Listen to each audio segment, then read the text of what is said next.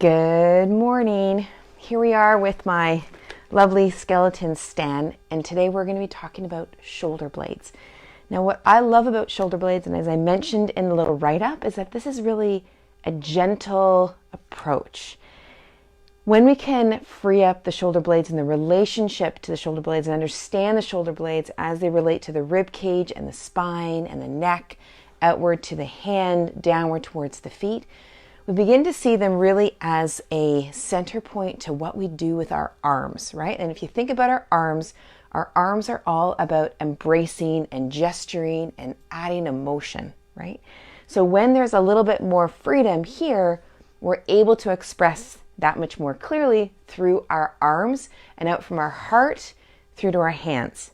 So this can get really sticky sometimes, right, for all sorts of reasons. And so I want to explore the relationship here of this blade to other parts of your body, because oftentimes when it's sticky, it's not its fault.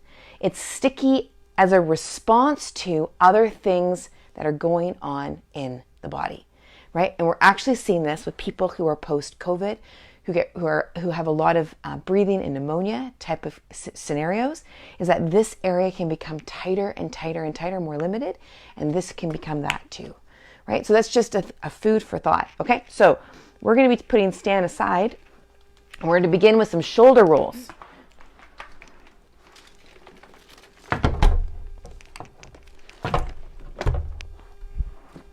All right, oops.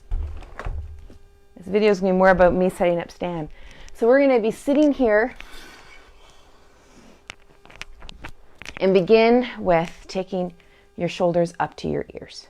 Good. And then start to pull those blades back and then bring them down. So when we bring those blades up, that's elevation. When we take them back, that's retraction. And then we bring them down.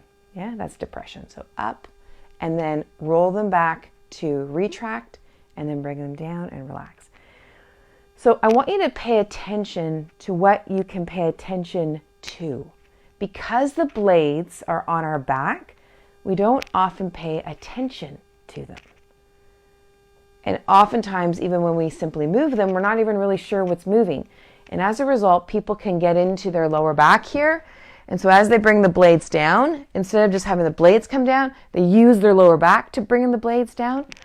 Or they use other parts of their body to try to bring them down. So I want you maybe to take your hands behind your back. If you know that you're someone who has QL issues or lower back issues, just bring your hands behind your back if you can. And as you bring the blades down, are you utilizing your lower back to do that? Or can you simply move your blades on your rib cage? Yeah?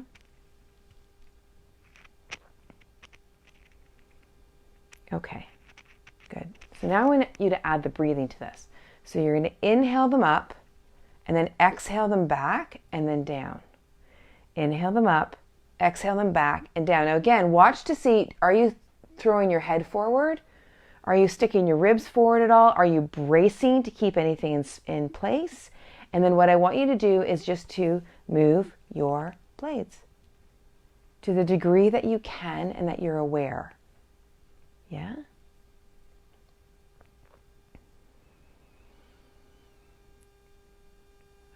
Okay, so now what I want you to do is you're going to take one arm out to the side and you're going to bring it in behind as if you were doing cow face.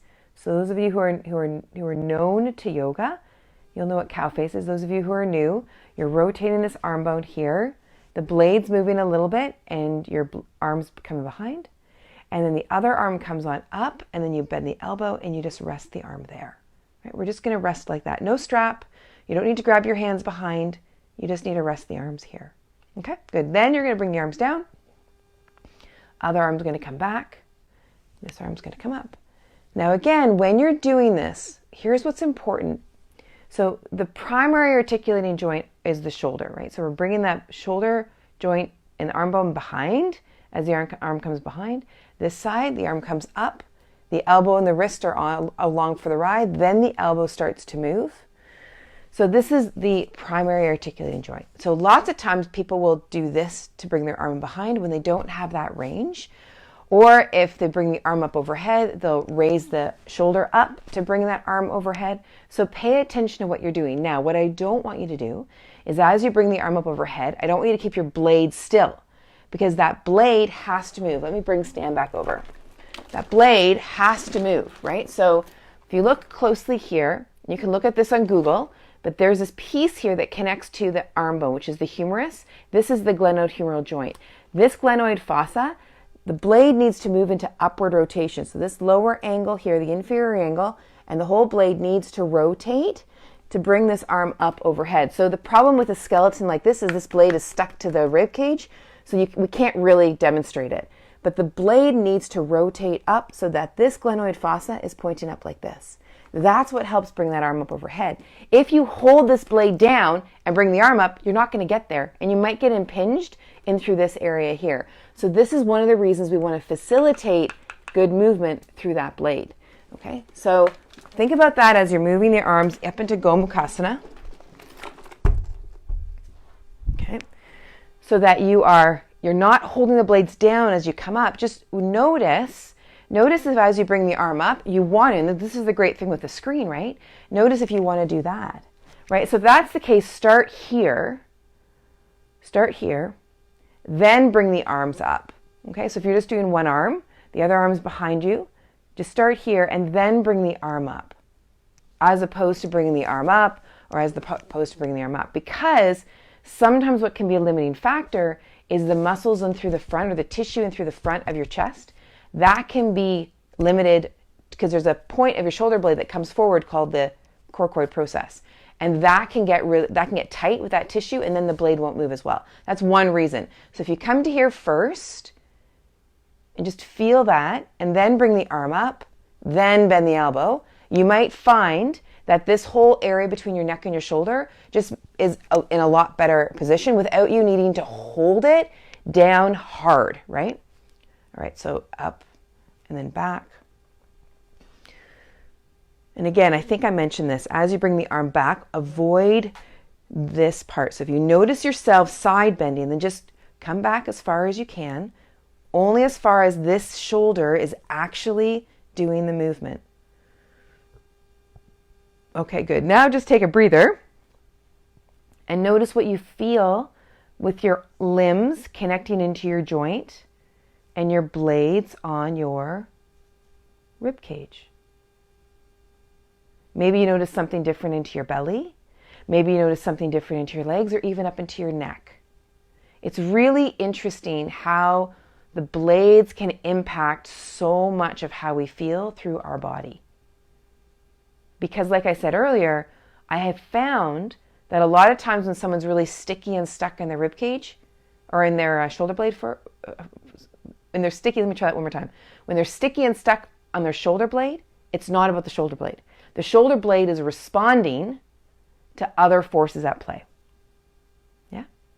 Okay, so now where we're going to go next is we're going to take the strap and our arms are going to come up overhead, and we're going to move the arms up into a circle overhead.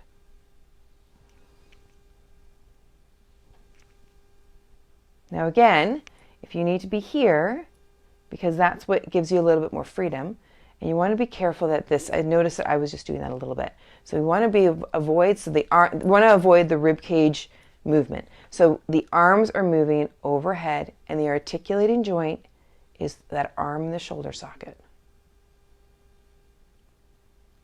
See, it's one of the beautiful things about using a screen is you really get to see what you're doing. Okay, and then other way. And just be aware that you're breathing. Notice what's going on in your jaw.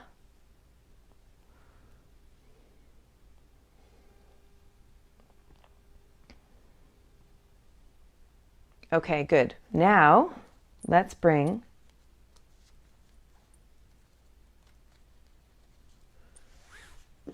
your strap, and you're going to make the strap about shoulder width apart, maybe a little bit less. And you're going to take one loop above the elbow on one side, and we're going to do the same thing on the other side. So now you're here. And you're going to bend the elbows. And you can sit on your toes, you can sit on your knees, you can come up into standing. The idea here is that you can see that the articulating joint here, sure, we had to bend the elbow to get into this position, but to bring the arm into extension happens at the shoulder joint, arm bone in the shoulder socket. Again, the ribs aren't poking up, but you're also not knitting them in. You're not holding your upper abdominal muscles to prevent your ribs from flaring. What you can play with is start with your elbows here, or your arms here rather, and then as you move yourself back into extension, notice if the ribs want to go with it. Because if the ribs are going with it, then we're actually not moving into extension at the arm bone in the shoulder socket. Also watch that the arms don't drop down. Just let the arms stay parallel to the floor as you bring yourself back. It's really, really common to want to grip in through the upper abdominal muscles to prevent wacky movement or a limited movement in your shoulder girdle area. Really, really common. The only problem with it is that we have a lot of other abdominal muscles that connect up in this area. And there's also the diaphragm in this area, the transversus abdominis, which is one of the key core stabilizing muscles. It integrates with the diaphragm. If you hold a lot up in this area, you lose out on the potential of what your core can be and the ability to transfer load through your body in a really smooth way. So you hamper your movement pattern. You hamper your potential when you overgrip in this area, right? That diaphragm might not be able to move down as well as you inhale, which could limit its connection to your pelvic floor, which can create all sorts of other things, right? So just be conscientious of how much you need to knit or grip in here to do what you want to do. And maybe consider not doing it at all and really becoming aware of what your movement pattern actually is through those arms and your shoulder and your neck. Yeah? Okay, good, lovely. And then bring that down and let that go off to the side for a sec. Okay, and notice what you feel. We're now going to bring a ball into the mix. And you're going to take the ball around this outside part of your blade. So to feel this, I want you to bring your hands around the outside part of your blade. And here's your armpit. Here's the outside part of the armpit coming back towards your blade. And now as you finger around here, you might notice a few tender points. And that's where we're going to go, right? That's where we're going to bring the ball. Okay, so coming on the floor, you're going to take that ball and just find some of those points. Just like so.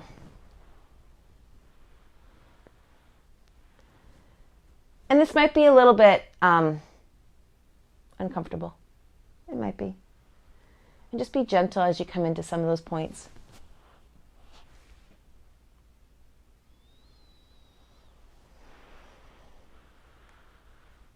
What I find so fascinating is all the when you go into a massage therapist's office and you see the maps on the wall of the trigger points that tend to arise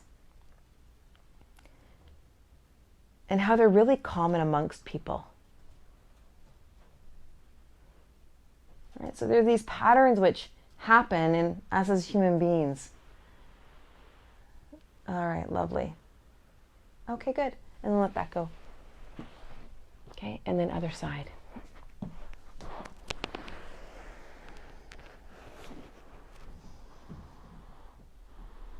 Easy, easy, easy breathing.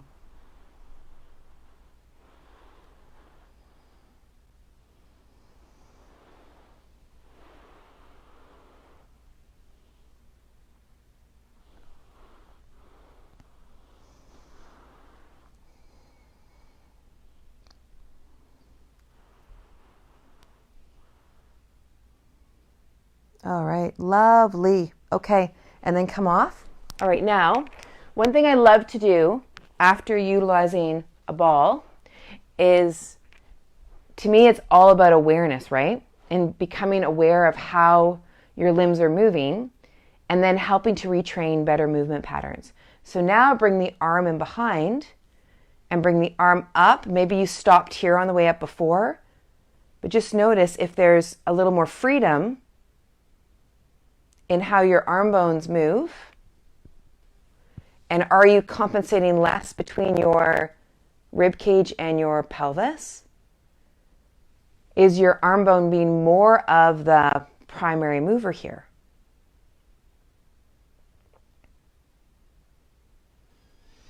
And so if that's the case, then this is an indication that you could have better movement through your shoulder girdle. This is available to you. It's now you get to make the choice of, do you want to improve that now? Because your body is showing you you can have this. The fact that it's demonstrating it means that it's available to you. You can have it. Now you just need to practice. Yeah? Okay, we're going to come back to the strap, and then we're going to come back with the ball up into standing. We're going to do a little bit of connection with the ball on the bottom of the foot. We're going to take the strap over one shoulder here. So there's the buckled strap here, and you're going to pull that strap across your body so it's diagonal, and you're coming up under the armpit, and you're bringing it over top of that opposite shoulder. So if I turn around, you'll see what that looks like. Okay? Then you're going to bring that back. It's like you're creating a figure eight, and then you're going to hook it up through the clip here.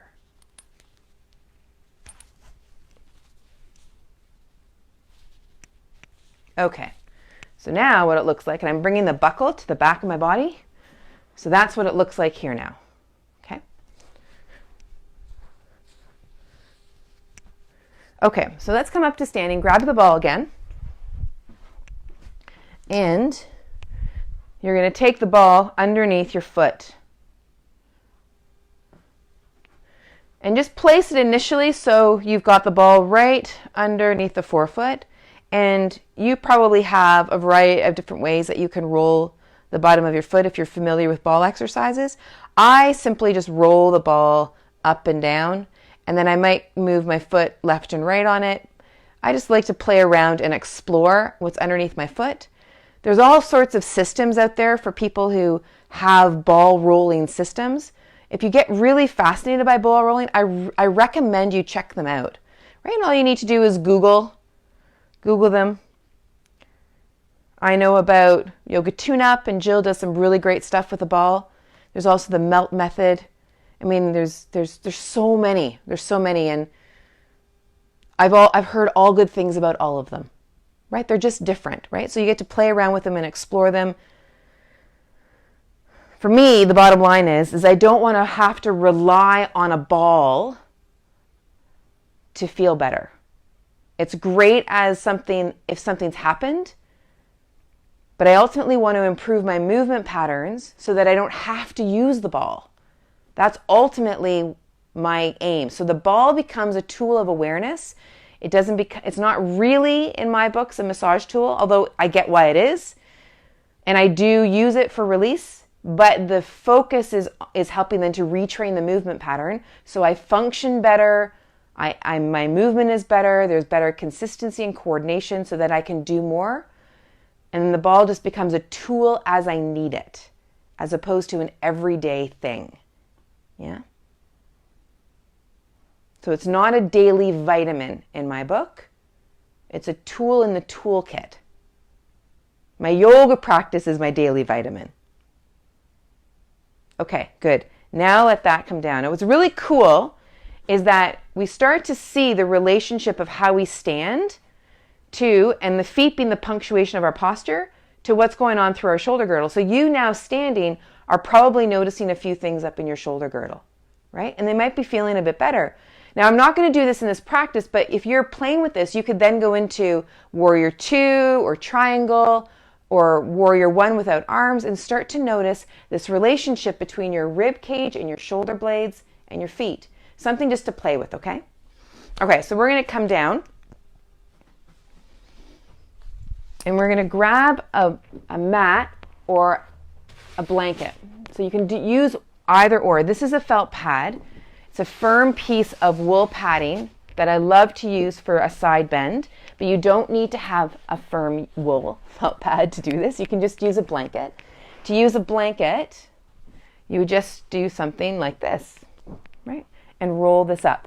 You can use any size. You just want to make sure that it's comfortable.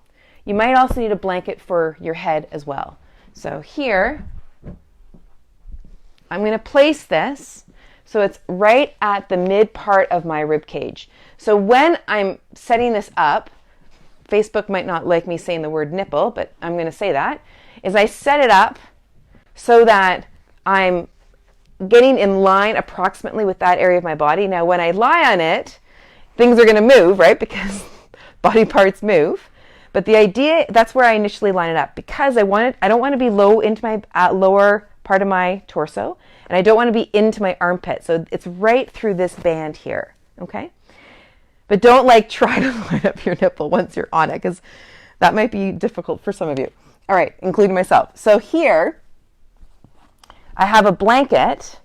So then I'm lowering down on my side this way. Now, something that's really important is sometimes people will come onto this and then they'll roll back as they lie down, or they'll roll forward. And they don't come straight to the side.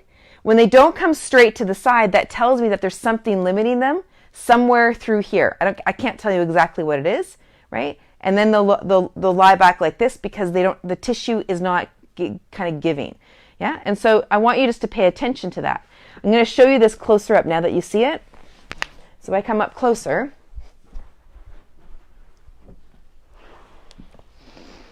so the positioning is right here, and then I'm coming straight to the side there, okay?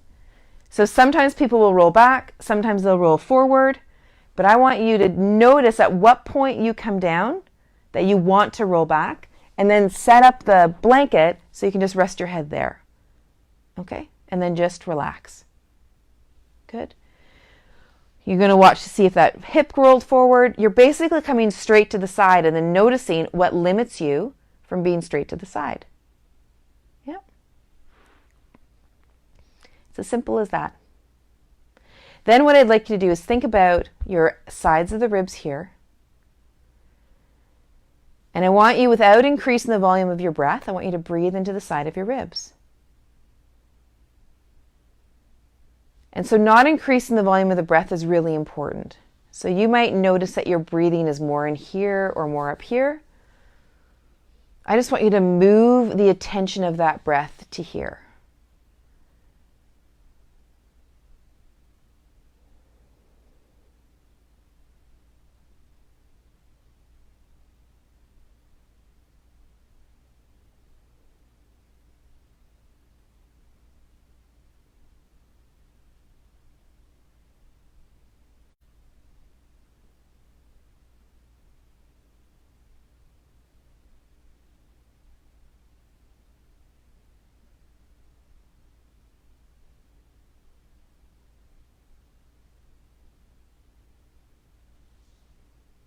Easy, easy breathing.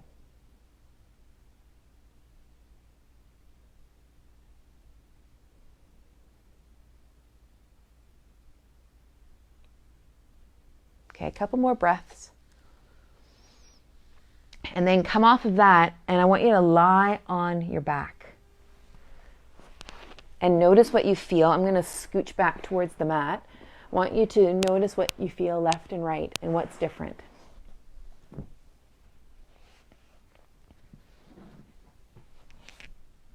And then come off of that, and then come to the other side. So you're setting yourself up, and you're placing the rolled mat or the rolled blanket, and you're coming straight to the side. And then again, thinking about breathing through the side of your ribs here.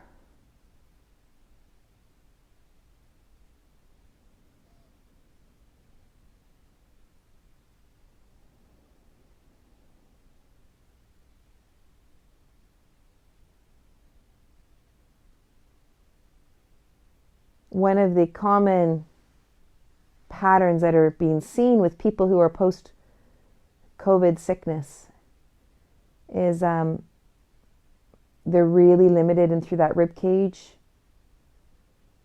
the spine, their inner core musculature is a bit compromised. And then if they're on a ventilator, there was that external that was helping them breathe. And so there's been an atrophy of some of those breathing muscles. And then sometimes intubation can impact what's going on down through the neck and in through the rib cage and the tissue in the rib cage. So the recovery process really is one that requires us to look at how supple the body is, and then supporting it to become more supple and more responsive.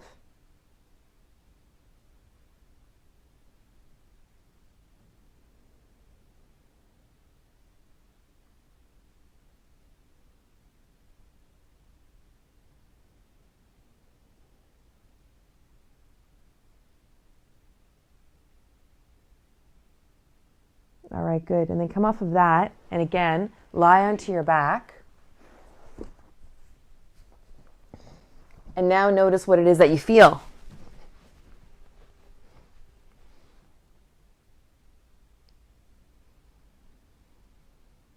It's really interesting as people start to free up around their blade and their rib cage. What else starts to happen through their body? And that's something I want you to pay attention to. So many people hold in their rib cage for all sorts of reasons.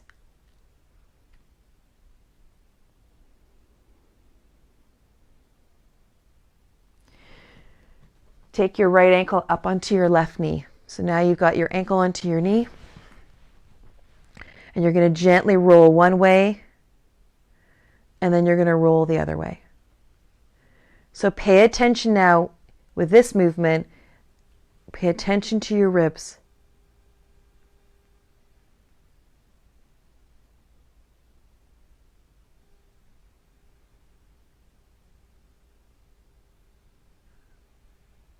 And only go as far left and right as your rib cage stays responsive, and that you don't need to grip. Okay, good. And then other side.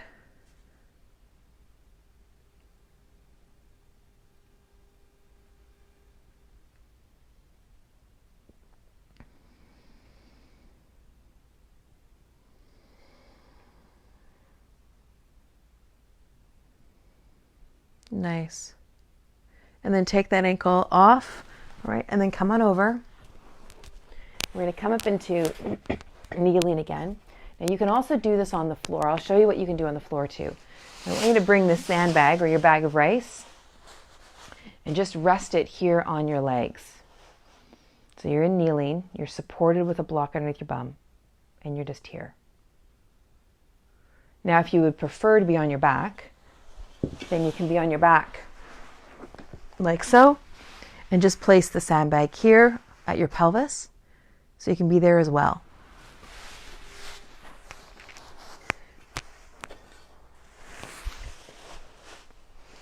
What I like about this one for some people, and of course I can't see you at all, so I have no idea how it's landing for you, but what I find with some people is that this weight of a bag of sand is very grounding. And then with this groundedness, there's a freedom that's up in the rib cage. There's a freedom that's in the breath. There's a freedom that's in the shoulder blades.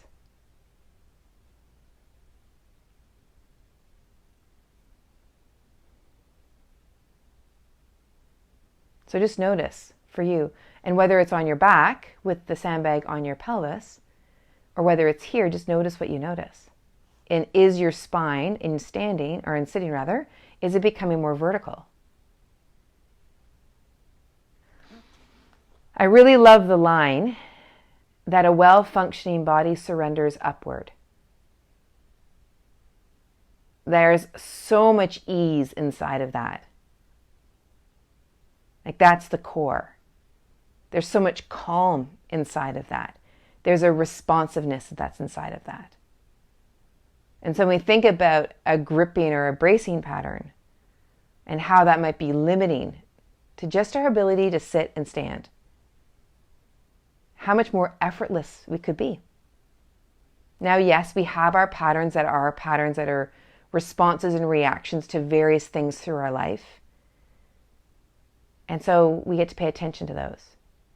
And then as we move better and we notice this like change inside. Know that that change, because it's happened, can be yours. I call those glimpses of what could be. And that's what it starts with. A new movement pattern that results in this new feeling of like, ooh, that feels good. Wow, I feel taller. Wow, that's really wacky. You can have that. Just like when I work with someone who experiences no pain for the first time in a couple years, it's like you can have that. Your system has just shown me you can have no pain.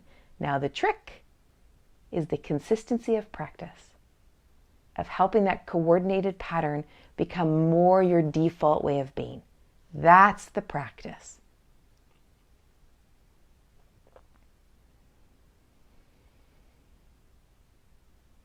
Easy, easy, easy breath.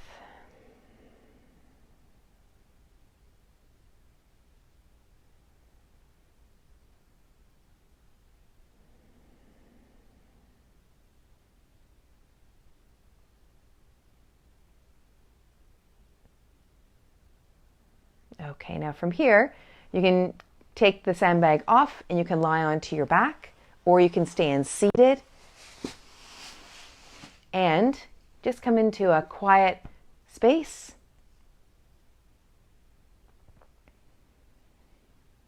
And now feel your breath.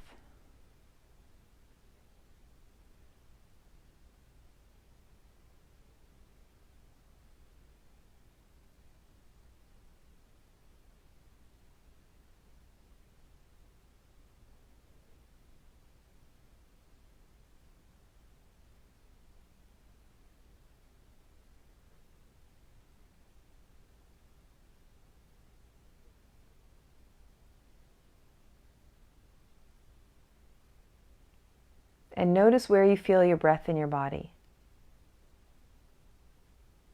And take note of where it is for you. Is it in your rib cage or your belly or your pelvic floor? Where do you feel it moving parts of your body?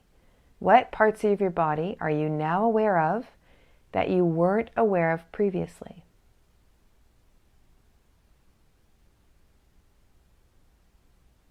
You can't change anything that you are not aware of.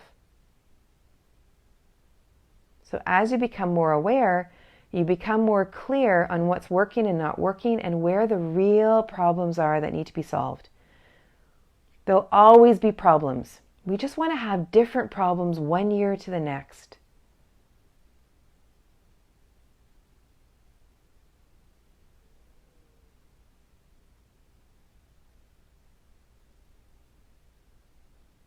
Your body can change, your tissue can change.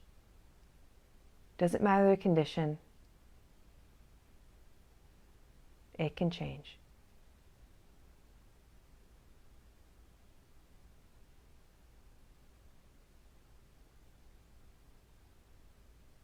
All right, lovely. And then bringing your hands together and breathe in with ease and out with gratitude. Have a really great time exploring your breathing and the connection between your blades and your rib cage and this overall gentleness that can be cultivated inside. And then just notice as things start to shift and change and what's contributing factors to when those things shift and change. And then consider what can you do to intervene to help bring back this feeling. Because as you practice improving that connection of bringing back that feeling becomes more your common state of being. Yeah, and your body will consistently move better and better and better. Alrighty? So have fun exploring. We'll see you tomorrow.